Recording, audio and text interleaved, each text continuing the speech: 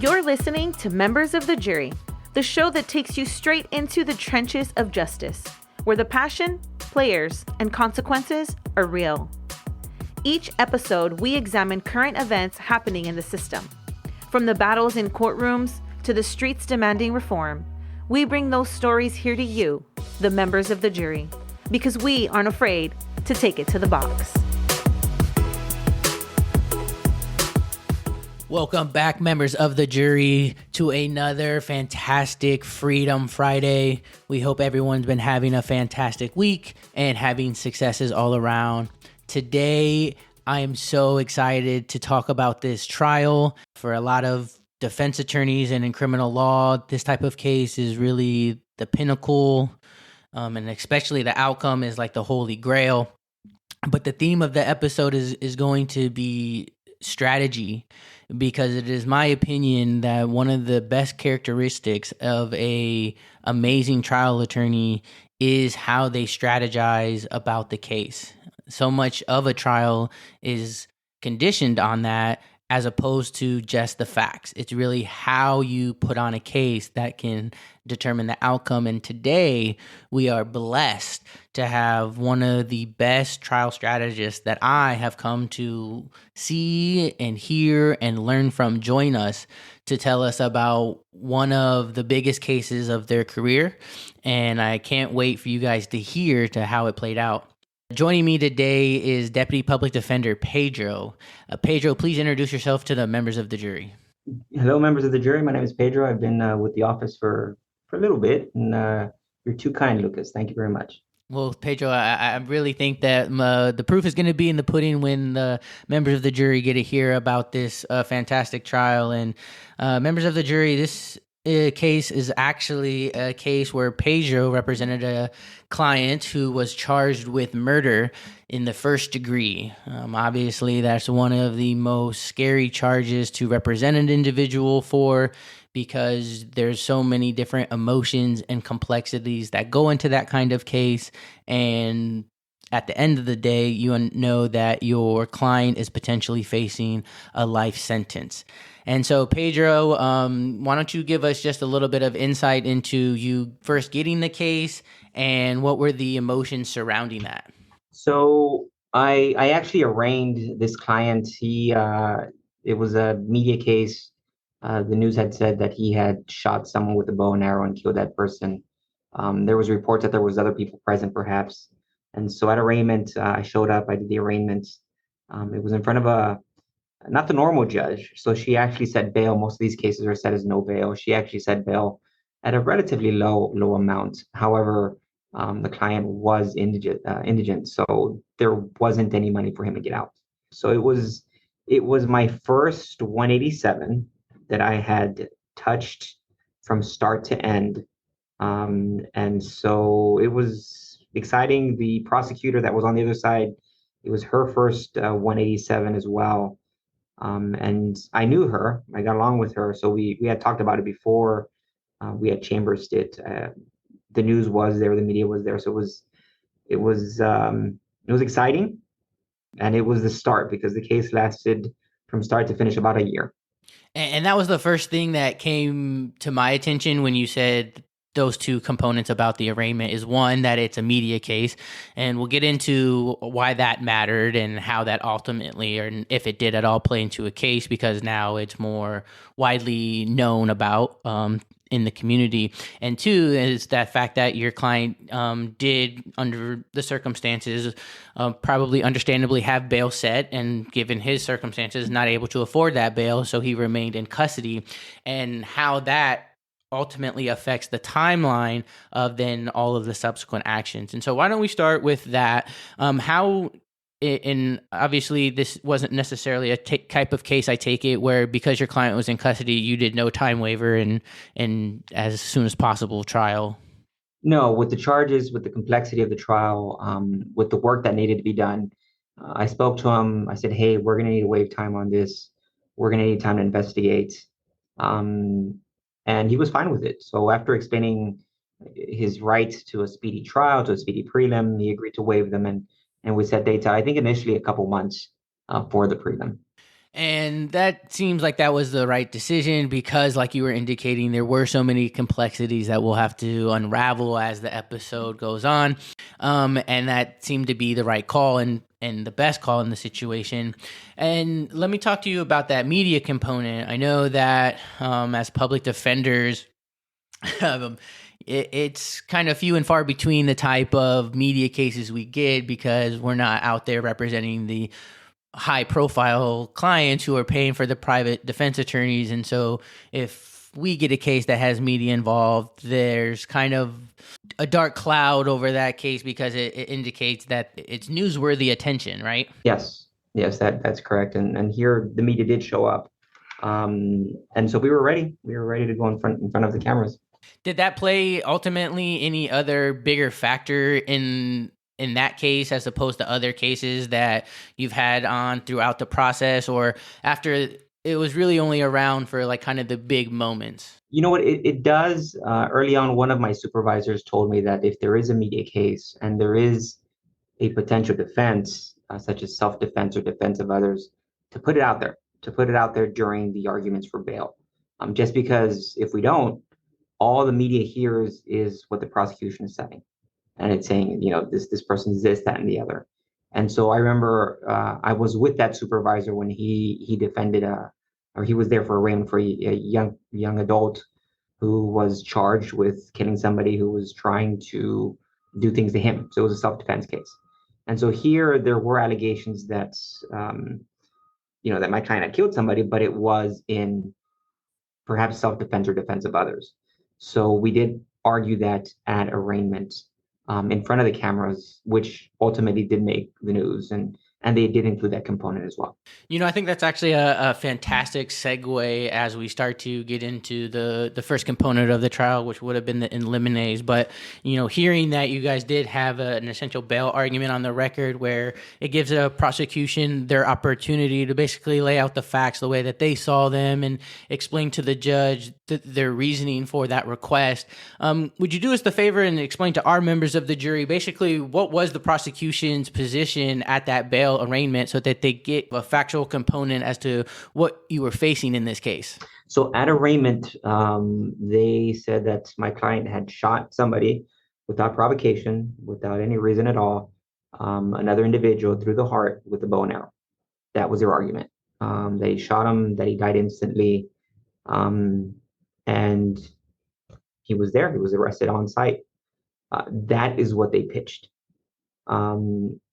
I had access to the police reports early on before arraignment, or at least that morning.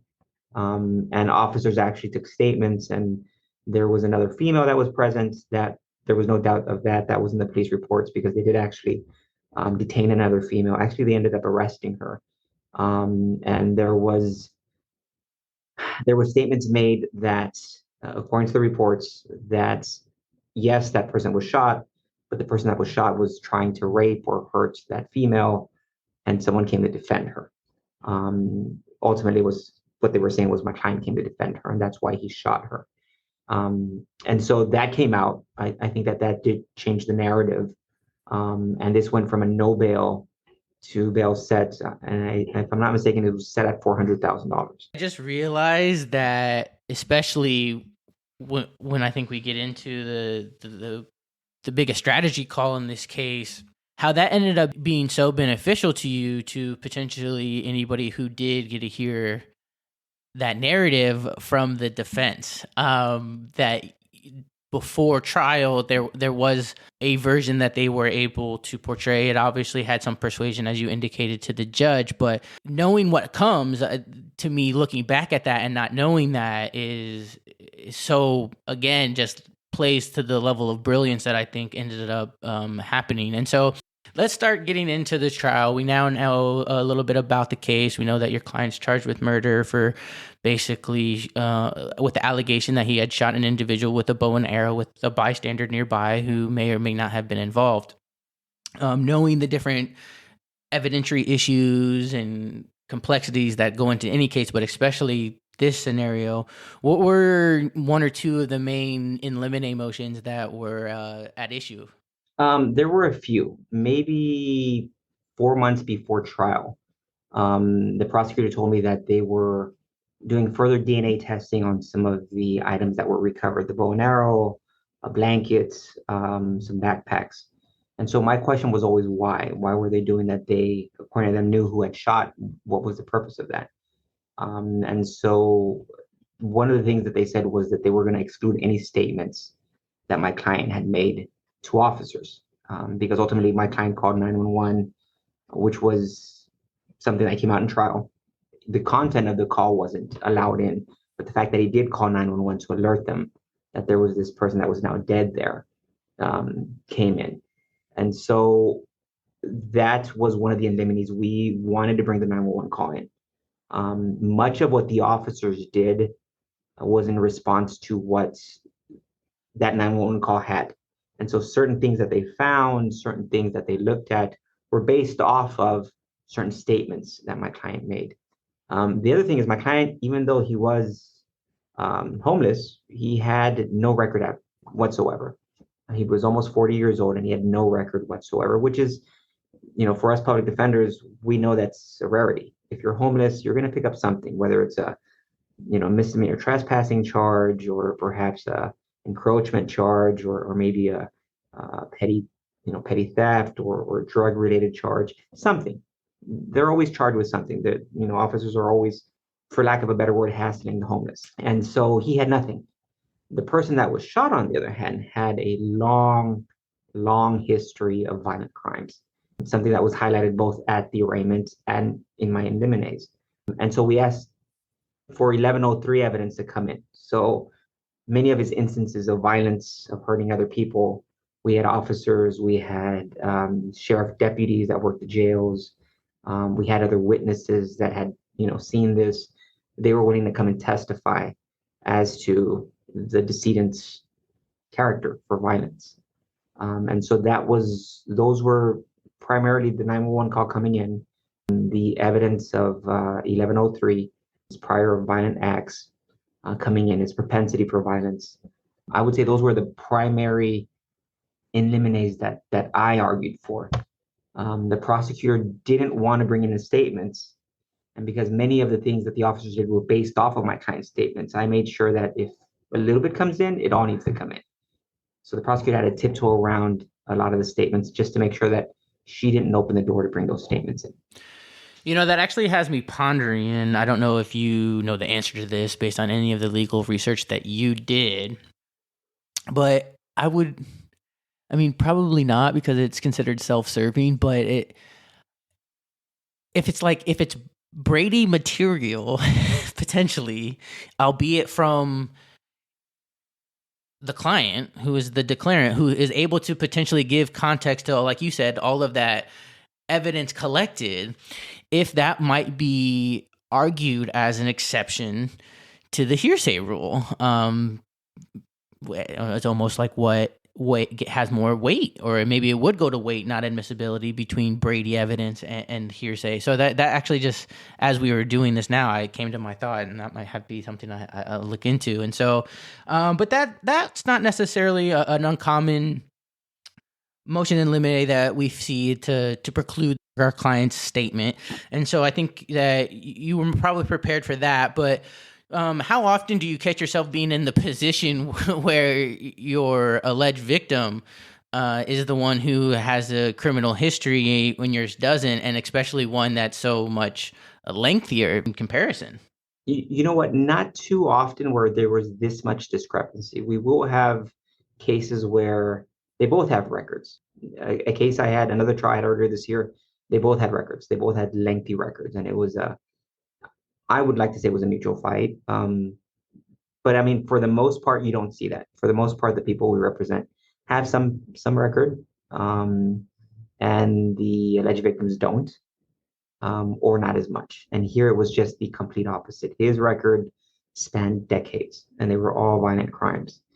And my client had no record, absolutely none whatsoever. And so sometimes the motions in limine can really set the tone for not only the emotions of the attorney going into the trial, but ultimately how they're going to strategize and present their case. After the conclusion of the motions in limine in this case, how were your feelings? Were you feeling, defeated, pretty energized based off the judge's rulings, and that how you had been game planning for the trial was now going to be able to come to fruition? I think that for the most part, I was happy with the rulings. I knew the 911 call coming in was a long shot. I thought we might have a chance of it coming in. It didn't. It wasn't the end of the world for us. But if anything, what I did cement was the fact that she couldn't talk about any of the statements at all, because if she did, she would bring in the rest of the statements. And I think that was, I think, one of the most important rulings that the judge made during those in-limbs. Okay, so then we get done with in-limbs. We now know essentially all of the facts that are going to come in, all the evidence, the rules in which everybody's going to be abiding by, and it's time for the opening statement. Was there anything that the prosecution really emphasized more in their opening that they hadn't previously really done, like at the bail argument? What was their real, especially in light of the in limine rulings, what was their real framework in the opening as to how they were going to present the case? I remember she got up, she took a stance, an archer stance, and she pulled the trigger and she described it. She described it as my client hunting this person in cold blood. And she took the stance and she mimicked holding a bow. She mimicked pulling out an arrow. She mimicked pulling the arrow and shooting the arrow towards the jury. And she said, "This is what he did." And that was pretty much her opening statement. That was pretty much all her opening statement. She said, "You're going to hear evidence that this is what he did." And so I think that stuck with me. And the fact that she went and she took that position, she spread her feet apart, and she made a show of it. And she said, "This is what he did." I remember she pointed towards the table's direction. And I remember I smiled a bit because initially she pointed at me. And then she corrected herself and pointed at my client who was sitting next to me. But yeah, that was her opening statement. And okay, so I'm glad that actual visual helped me too, because I think when I was hearing this case originally, I was thinking, and maybe you can explain it, if is the allegation you used a crossbow or a bow and arrow? No, it's a bow and arrow. It wasn't a crossbow. Wow. Okay. I don't you don't even see people. Well, real quickly, just explain to me, just talk about that real quick. And how did that leading into the trial, what was the strategy behind, was there any strategy behind dealing with the bow and arrow? I mean, that's such your oddball weapon as opposed to, different types of tools or knives or guns. So in voir dire, I actually, asked about that. If anybody had any experience with bow and arrows, and surprisingly, a lot of the jurors said yes. As a child, either in camp, they had fired a bow and arrow. A couple said they had fired crossbows before. A couple said their dad had bows and arrows. Some had said that their kids were in archery classes. So surprisingly enough, a lot of the potential jury pool had some familiarity with bows and arrows. So I put that out there just so that they would know right away what to expect. So yeah, so it was something that I brought up first. Okay, so she makes a pretty impactful, potentially strong opening statement with that visual, and if they have the facts that support that definitely is a good trial tactic. Talk us through the strategy. It's now your turn, or what generally is your opportunity to present an opening statement. Inform the members of the juries if you elected to do so, and why or why not. I stood up, I buttoned my jacket, I looked at the jury, and I looked at the judge, and I said, "We're going to reserve." I didn't make an opening statement. Wow. I don't know, like, for those who've never been in a trial, like, even just hearing you now, that gives me so much, like, anxiety and nerves and just scary vibes, because certain trial gurus out there will 100% say that your case is won or lost in the opening statement, because it's the first opportunity to give the jurors an opportunity to hear the facts, and especially in the way in which we're able to present them, or how we see the evidence going to go. Can you walk our members of the jury through when you started thinking if that was going to be the strategy and like why that became even part of the thought process? Because if you talk to every attorney that I know and have talked to on every episode of this podcast, they all have given an opening statement. So I was terrified. This was not my idea. I prepped an opening statement with a lot of indignation in my opening statement. Another attorney said, tone it down. I toned it down. But I think the question everybody came back, my supervisors, my direct supervisor at the time, and was how are they going to prove the case if they don't bring a statement in? And everybody said, don't open. And to me, it was such a foreign concept that I tried to still open, but with a very vague story. So story not naming any of the players. I ran it by my supervisor, my assistant supervisor, and I remember our chief said, I love it, but don't open. And I think that when he said it, I was like, okay, my chief says it, and my supervisor says it, and my assistant supervisor says it, I'm not going to open. But I was terrified. I have never done it before. I haven't done it since. And I think it just, in hearing how of the hierarchy that kind of has to be gone through to even make that decision, because I mean that's such a decision that an important decision that an attorney should seek other opinions before just making that on the fly. And so that's such a bold move. And I think looking back, did you think that as the prosecution, as we start to segue through their case in chief, did you feel that not giving an open statement potentially threw the prosecution off? And, I guess my biggest thing was was there the concern of like how the jury then was going to perceive all of the incoming evidence from the prosecution, since you would assume that it would align with it directly to her opening, since there was no interruption with our story. You know what I'm saying? That was a great concern. To answer your questions out of order, one of the things is in voir dire, we do get to go first. And so I planted a lot of seeds in voir dire. And so one of the things my supervisor said was just throw everything out there. Say it could have been him, but it was an accident. It could have been him, but he was defending somebody. It could have not been him. It could have been somebody else. It could have been an accident. Maybe he wasn't even there. And so it was something where I remember one of the questions I asked the jury pool was, does everybody understand that not every time there's a killing, it's a murder? And so I remember one lady shot her hand up. She goes, I don't understand that. And so I explained, well, someone may be charged with murder, but it could be he wasn't there. It could be he was defending somebody else. It could be he was defending himself. It could have been an accident.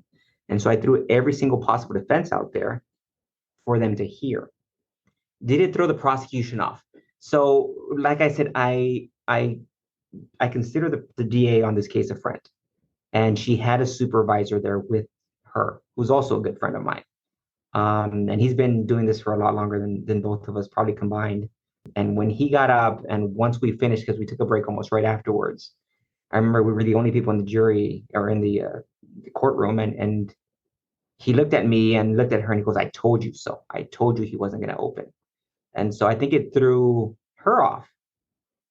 It didn't throw him off, because I don't think he was necessarily on board with the strategy that she had. He was there to supervise her, to help out, but he wasn't maybe on board with how she did it. And so I do think it threw her off, but according to him, he knew I wasn't going to. He was expecting it, and it just validated when I didn't. Did it change the way the testimony came out? I don't think so, because I knew what they were going to bring out. And I knew that because they couldn't bring out anything related to my client's statements. So it was basically officers showing up and finding random things.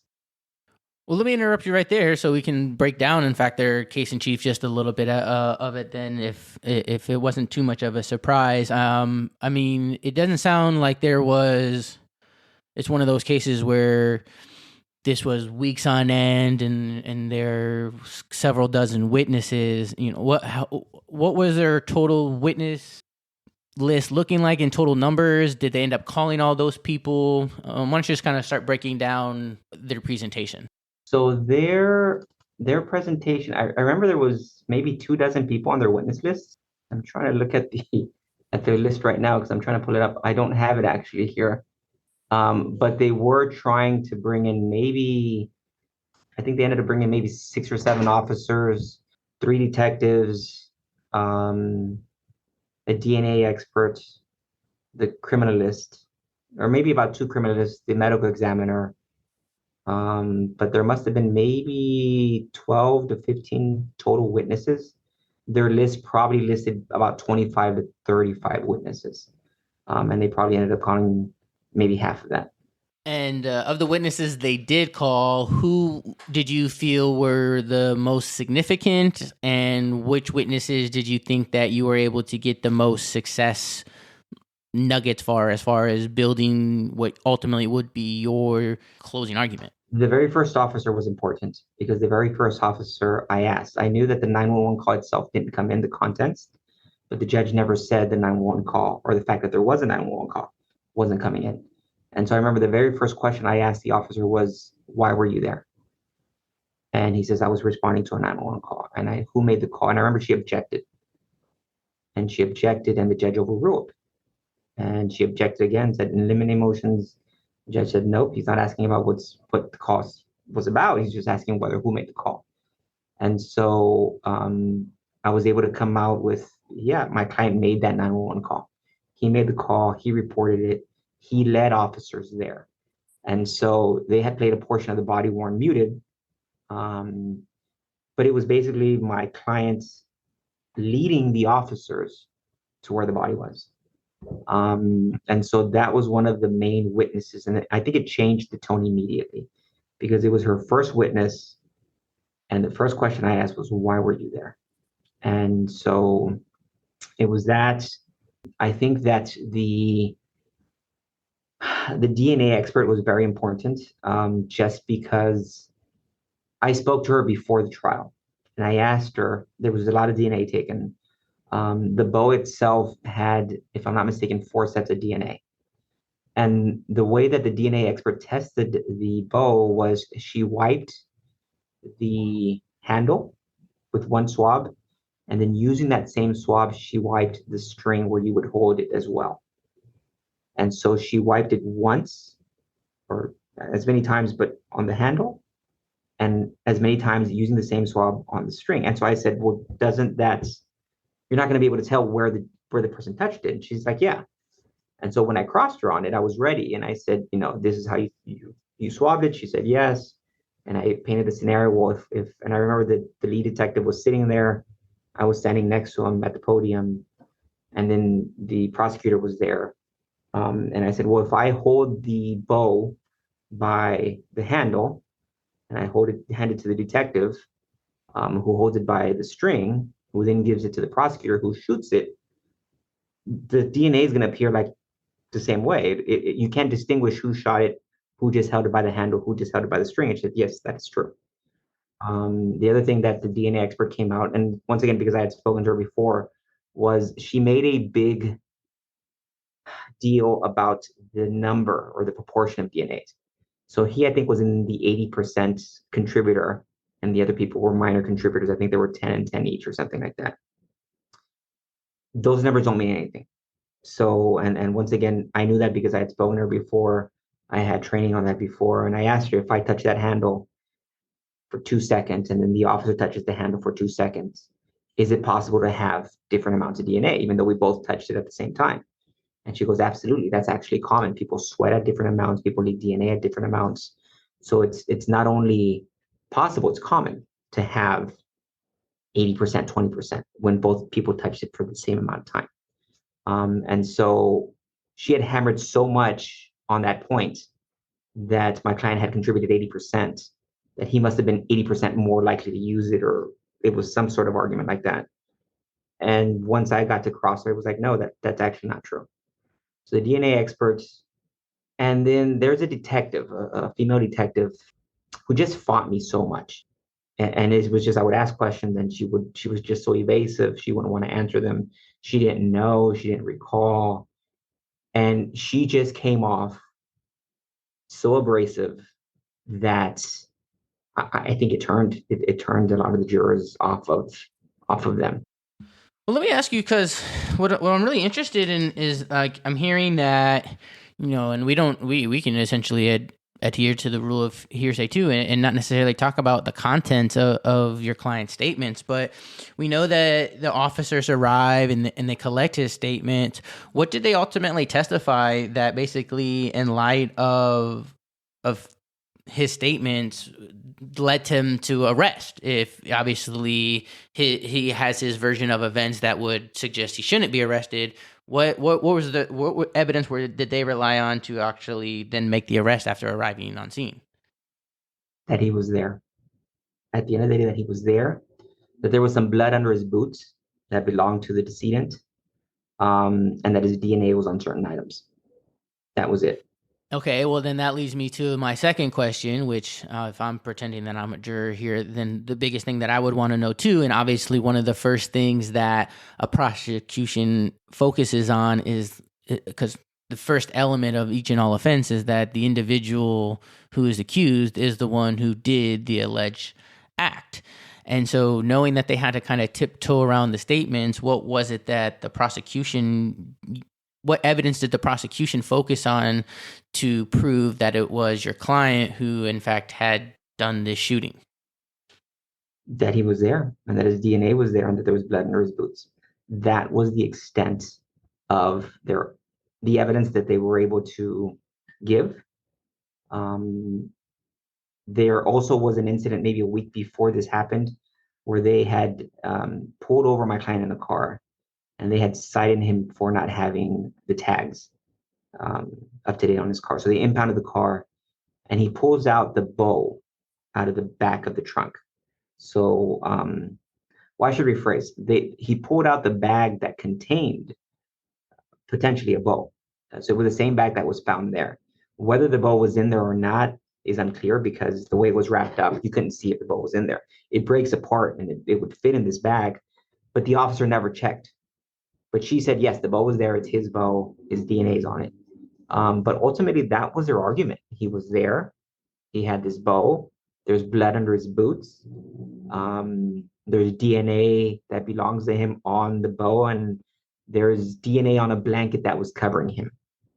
And I know, and we can talk about it in the closing, but to me, that has such huge ramifications then, because, and that relates back to the motions in limine, because what would have and should have been a case, as opposed to not a who did it but why, it seems that as they get close to, unless at that point they essentially rested their case, they rest their case without necessarily they're relying on circumstantial evidence to prove who did it, as opposed to potentially utilizing the evidence that they had, indicating with the admission as to who did it, but then focusing on the justification as why.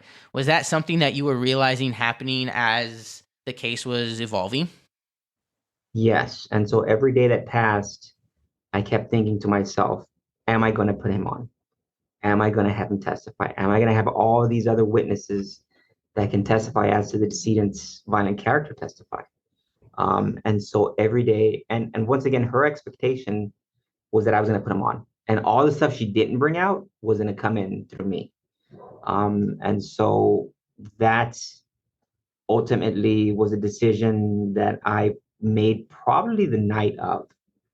And every day that we made the night of, every day we would talk about it. I think it wasn't until the night of that we said, this is what we're going to do.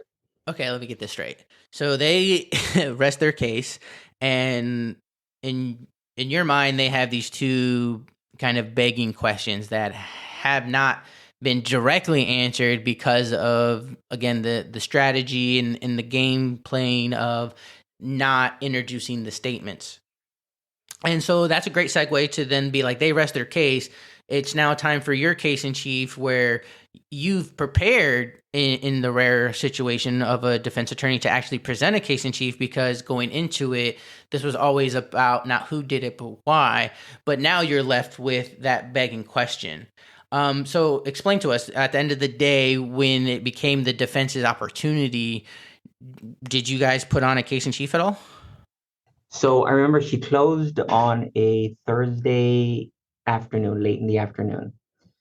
And I remember the judge said, okay, it's time for us to take our end of the day. We will come back tomorrow morning. And I remember the judge asked me, are you ready to put on a case tomorrow in front of the prosecutor?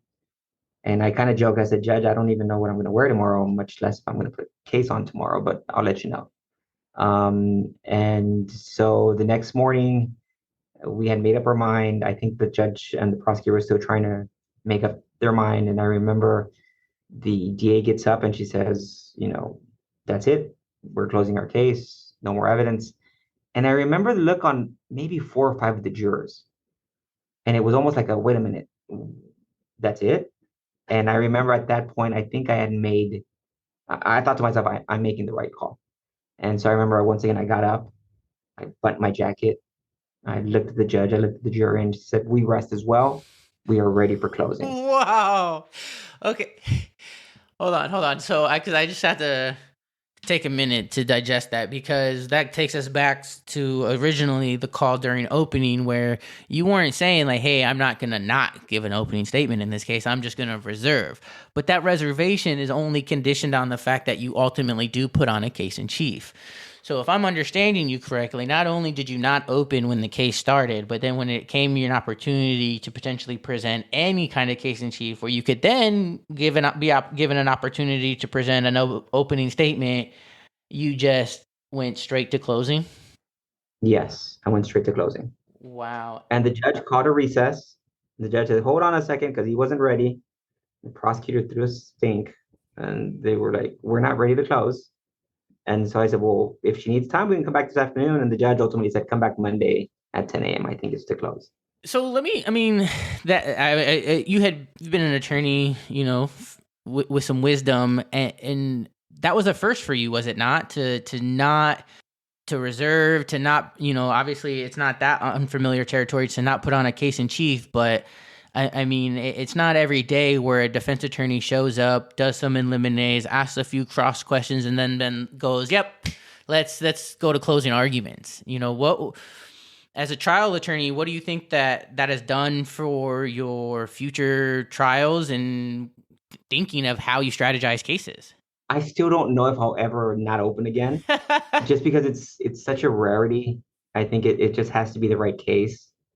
I remember my supervisor had that conversation with me where, he thought they would have issues, and he told me I didn't open, I didn't put on the case, and I got up and I said, "That's it." That's what my supervisor said. That's all they gave you, and they expect you to find him guilty of first-degree murder. And I know he told me he walked that person, and so I just think it's one of those trials that happens every decade or a couple decades maybe, that The that stars align trials. yes, yeah. Well, that's a super amazing story to hear, and shows that there's never a right or wrong way to do something, or to always do the same thing over and over again, to think outside the boundaries of normalcy, and you never know what may happen, especially if, as a younger attorneys, to think about to move forward, especially in the challenging cases that you have. That I always like to think of. There's a movie, Never Back Down, where the MMA instructor is working with the students and kinds of tell them that no matter how difficult or hard a situation is, if you take the time and patience and think, there is always a way out, even if it's one that's not a well-traveled path. And so I think that was just a huge reward and insight that you've given us. And so I want to go into the closing arguments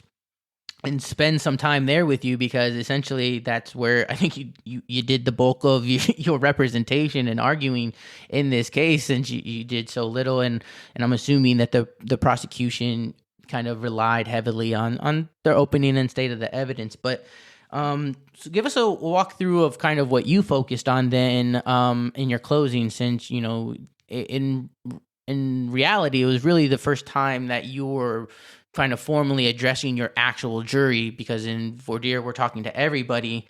And as you do so, is 224 something that ultimately then became a vital part of the closing? So yes, once again, out of order, 224, I hammered extensively in voir dire.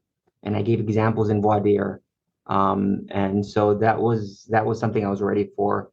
I remember their closing statements. She did the same thing. She gets up, she puts her feet apart, she takes aim, and she says, "This is what he did. This is what Klein did. This is how he murdered him." And I remember I started with, Klein's name did not murder the decedent. And I said, if you follow the law and you apply the limited evidence you received, the only possible verdict is not guilty. And then I went into that. I said, what is this case about circumstantial evidence? And I went back to what voir dire arguments I had made or presentation. And I asked everybody there, I said, can you follow 224? Because that's what this is. It's a circumstantial evidence case. And everybody said yes. And so then I said, well, let's look at what they presented. And I hammered in on the point. And I think that I even took that stance, the shooting stance. And I asked, what evidence did you receive that this is what he did? And then I just went through everybody's statements. And I also explained at the beginning why I didn't open. And I said, I didn't open for two reasons. I didn't want to waste your time. And I wanted you to see what the evidence presented was for what it was, which was without any commentary from me to see that it really wasn't evidence. It wasn't enough.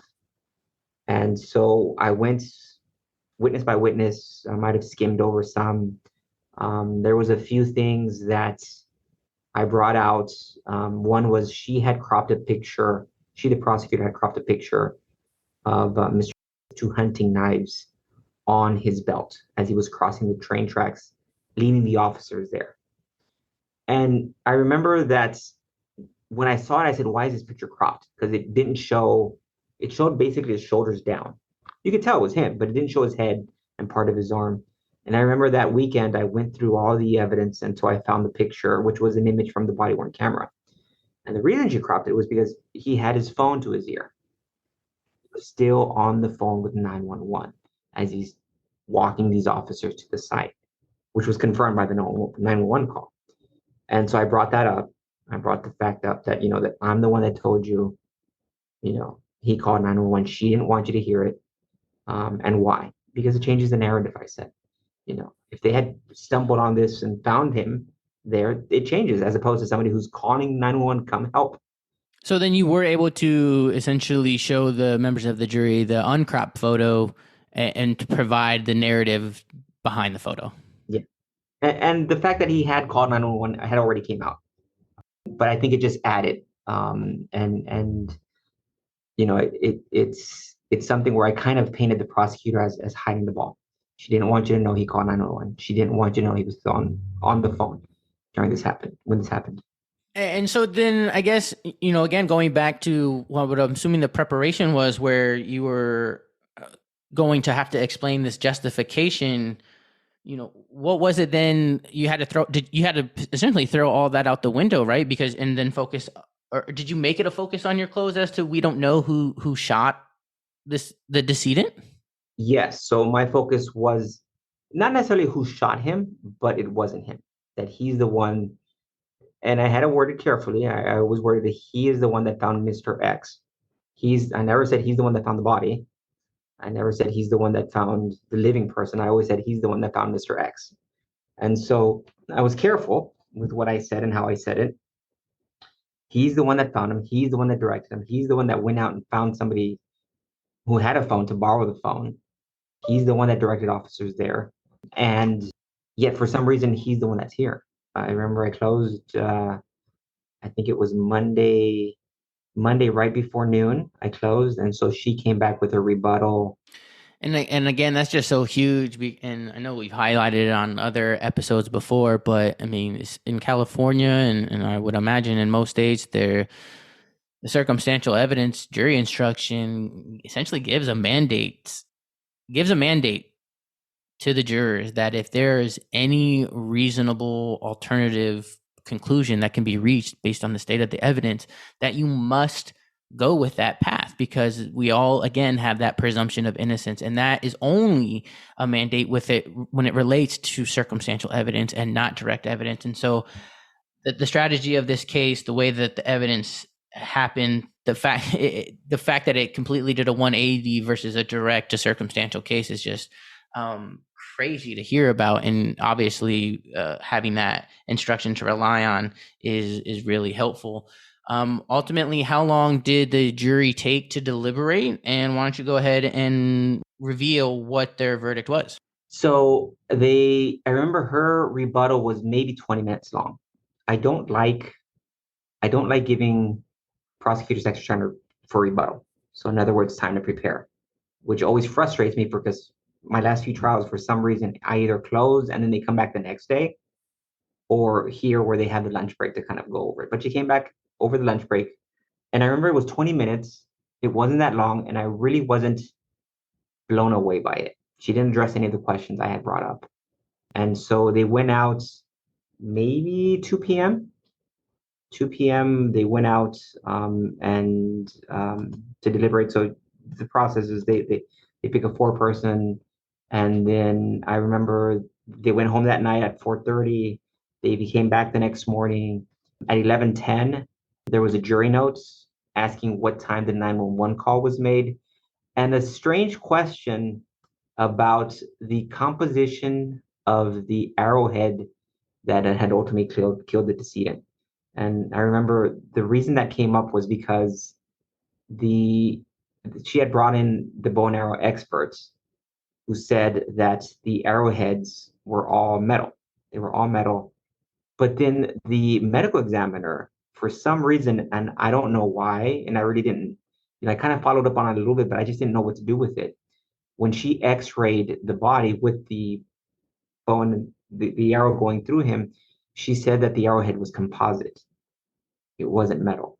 So it didn't match the arrowheads that were there, making it seem like it was a different random arrow that didn't belong with those. And for some reason, some of the jurors focused on that. And so they wanted to know if we knew for sure what the composition of the arrowhead was. And so the judge just said, hey, refer back to the evidence provided and to the readback. At 12:03, they came back saying they had a verdict. And the judge said, come back at 1:30. And so I remember we showed up early. We're sitting there. A lot of people from our office came. A lot of people from the DA's office were there as well. Yeah, jury came in at 1:35. The judge came in at 1:35. The jury came in at 1:38. Four-person came up, and there was three possible results: the first-degree murder, second-degree murder, and an involuntary manslaughter. Not a voluntary manslaughter, but an involuntary manslaughter. Just because the judge said, well, there really wasn't evidence of how it happened, so maybe it was an accident. So he gave that random instruction at the end. And so we're sitting there, and I'm sitting there, and I always have a notepad out, and I always write down, count one, count two, or, first or second, and then I write the invol. And I remember this was during COVID, so everybody had their masks on. And I remember I always tell my clients the same thing: no matter what the verdict is, no reaction. Okay. And so the four-person gets up. It was juror number 6, and on count 1, not guilty. Woo! And then I'm like, okay, and then they start reading count 2, and on count 2, not guilty. Woo! And then they start reading the invol, and then on the invol, not guilty. Let's go. And I remember there was an audible gasp. I don't know who gasped in the back, but somebody gasped. And I remember the blood just drained from my face. Man. Because in my head, I thought this is what they have to reach. But, between this is what they have to do versus this is what they actually do. I mean, for us attorneys, we know that, that's not always the case. And I remember I stand up, my client stands up, and he turns around and he gives me a hug. And he asked me, is that it? And I go, well, that's it. And so everybody walks out. I stay inside. I'm talking to him. The judge had left as well. The clerk was there. The deputy was there. The deputy saying, hey, unfortunately, you have to go back. And then, they'll release you from there. And then I think it was you. You walk in and you said, hey, all the jurors outside waiting for you. And so I said, give me a minute. And I remember they took him to the back, and it took me a few minutes just to Catch your breath.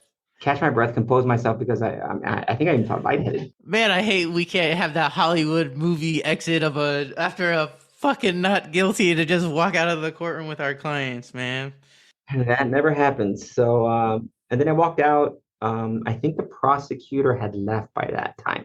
I know that she did stay and thank everybody, and then she left. And then I went out, and they asked me questions, and I answered some of the questions to the best ability that I could. I remember there was an alternate there that showed up that said, "You guys got it wrong. I would have never voted for not guilty." There was a whole other issue with her because she She kept you to retry the case. well, the problem was that during the trial, she would always walk past the prosecutor, turn to her and say, "You did a very good job today," or "Good job," every session.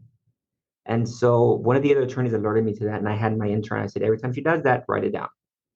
And I remember on the Friday before we closed, or before I said no evidence, we had a juror missing and an alternate missing. And so at that point, there was only two alternates left. No, three alternates left. We had four, and we had to replace that juror. And at that point, I objected to her, and I brought out the reasons why. And the judge said, "Well, let's draw it randomly, and if it's her, we'll have another discussion." And so he picked one of the other two who sat there.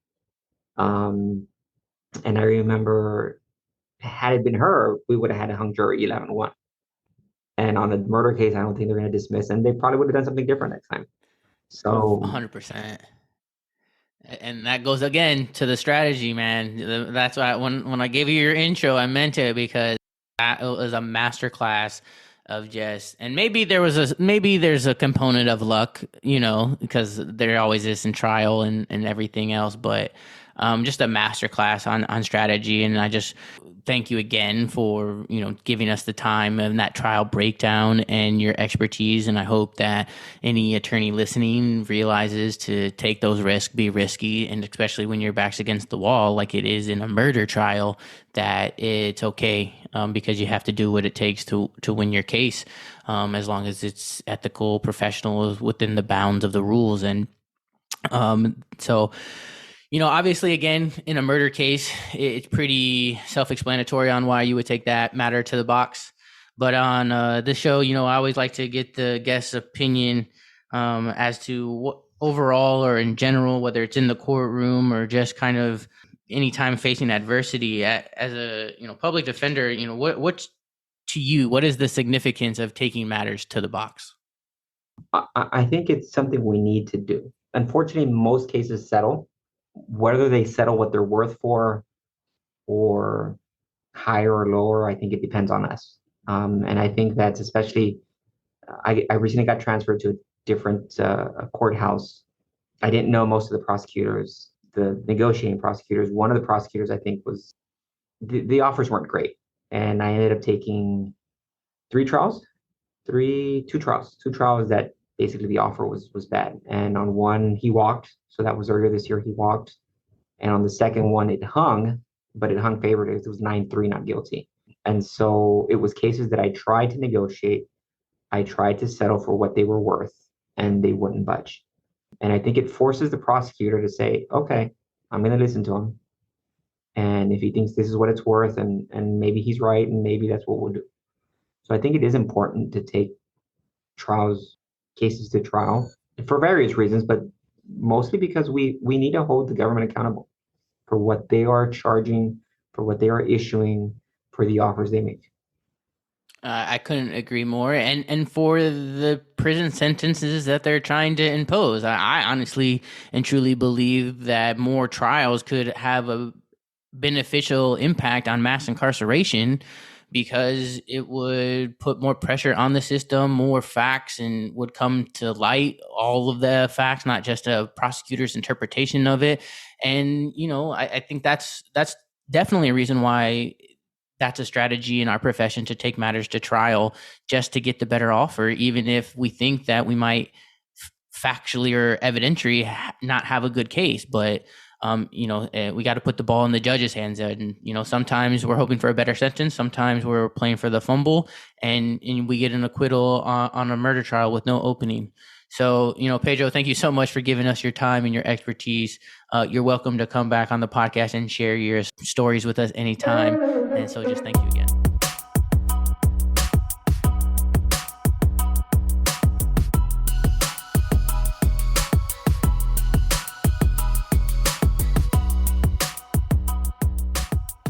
Well, members of the jury, that's our show, and I rest my case.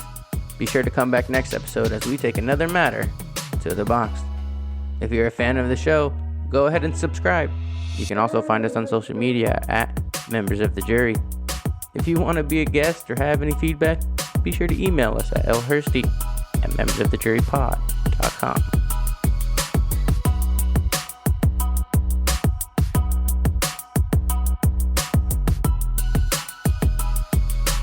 The information in this podcast is provided as general reference work as a public service. The audience is advised to check for changes to current laws and to consult with a qualified attorney on any legal issue.